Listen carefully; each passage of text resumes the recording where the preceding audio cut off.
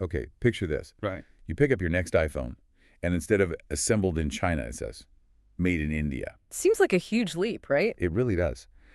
But analysts are actually talking about India potentially hitting, get this, 50% of global iPhone production eventually. Wow. 50%, especially when you think back to, 2017? India was barely even in the picture for Apple manufacturing. Exactly. So let's dive into that. Today on the Deep Dive, we're asking, can India really become Apple's next China? Yeah, it's a massive question. We'll be looking at why Apple's even considering this, the hurdles, the opportunities. We're drawing on a really interesting FinShots article from April 16th, 2025, asking that exact question. Can India become Apple's next China? Pretty direct. So the mission for you listening is to get a handle on these huge shifts in global supply chains. What does this Apple India story tell us about, well, trade, economics, everything? Let's get into it. That 50% figure it's ambitious, to say the least. It really is. Yeah. And the article jumps right into the obvious first question. Why not just, work it all back home to the U.S.? Right, reshoring. It comes up all the time. But the article argues, pretty convincingly, I think, that it's just not that simple. An iPhone has parts from, over 40 countries? Yeah, the complexity is immense. You need a massive skilled workforce, a whole network of suppliers. Which the U.S. doesn't really have ready to go on that scale anymore. And the cost. They estimate it can be 5 times more expensive per phone to make in the U.S. compared to China. 5 times. That's a non-starter for a mass market product like the iPhone, isn't it? Pretty much. It Yeah. really highlights how tangled these global supply chains are. Absolutely. It's not just one factory, it's this entire ecosystem, and that's what China has spent decades building. Which explains why they still handle like 80% of Apple's iPhone production currently. Exactly. The established chains, the huge labor force, the cost advantages, it's all there. Okay, so if China is so dominant, what's pushing Apple to look so seriously at India now? The article mentions something specific, Yeah, the tariff situation, that's a big one. right? Because of the trade tensions, apparently shipping iPhones from India to the U.S. is now about 20% cheaper than from China. And that's a huge number in this business. 20% is a massive incentive. It really shows how geopolitics is directly impacting corporate strategy now, doesn't it? Definitely. It's not just about the absolute lowest cost anymore, it's about risk. De-risking the supply chain. And hedging bets against future trade issues. Plus, India itself is a massive growing market for smartphones, including iPhones. So Apple gets a kind of 2-for-1 deal there. Makes sense. Sell where you make where you sell. And it's not like Apple is starting from zero in India. They've got key partners already there and expanding. Foxconn, for instance. Yeah, the article mentions Foxconn, a longtime Apple partner, being heavily involved. And then there's Tata Electronics stepping in, taking over facilities from Wistron and Pegatron. That Tata move is particularly interesting. A major Indian conglomerate getting seriously into high-end electronics manufacturing. It signals a real commitment. And the fact that India is already making around 20% of iPhones globally, it shows this isn't just talk.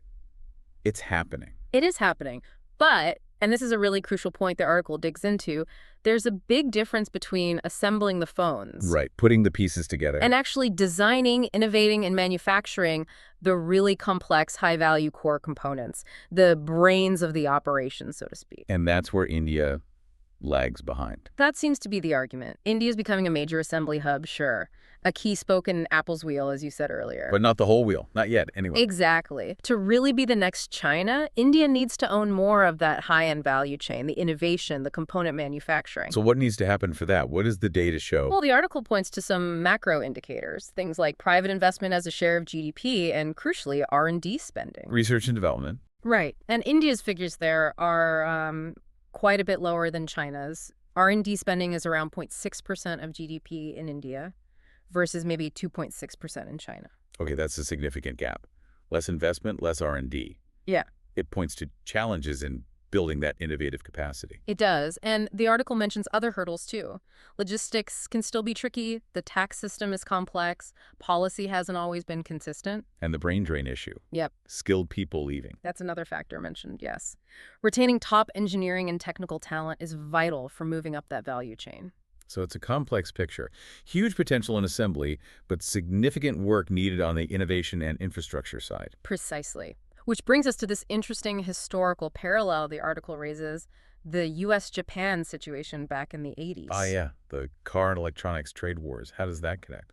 Well, back then, the US was putting pressure on Japan, right? With things like voluntary export restraints on cars and the Plaza Accord, which strengthened the yen, making Japanese goods more expensive. Yeah. And Japan's response was quite strategic. They didn't just pull back, they started building factories inside the US. Right. To get around the trade barriers and keep access to the American market. That was clever. Very clever. It shows how trade conflicts can actually force companies and countries to relocate production and change their strategies. So the parallel with Apple is, this move to India isn't just about cost, it's also about navigating trade uncertainty, diversifying, de-risking, like Japan did. That's the connection the article draws. It's a strategic realignment in response to a changing, less predictable global trade environment, building resilience.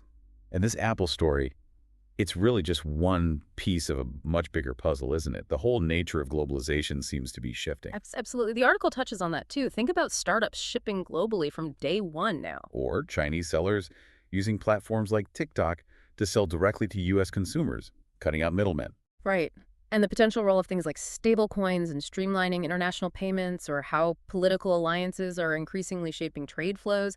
It's a different world than even 10 years ago. So Apple moving into India isn't happening in isolation. It's Right. part of this broader recalibration. Exactly. And for India, the article suggests this presents a huge opportunity, a chance to move beyond just assembly and build industries that make things the world wants, to climb that value chain we talked about. It feels like these big shifts often follow major disruptions.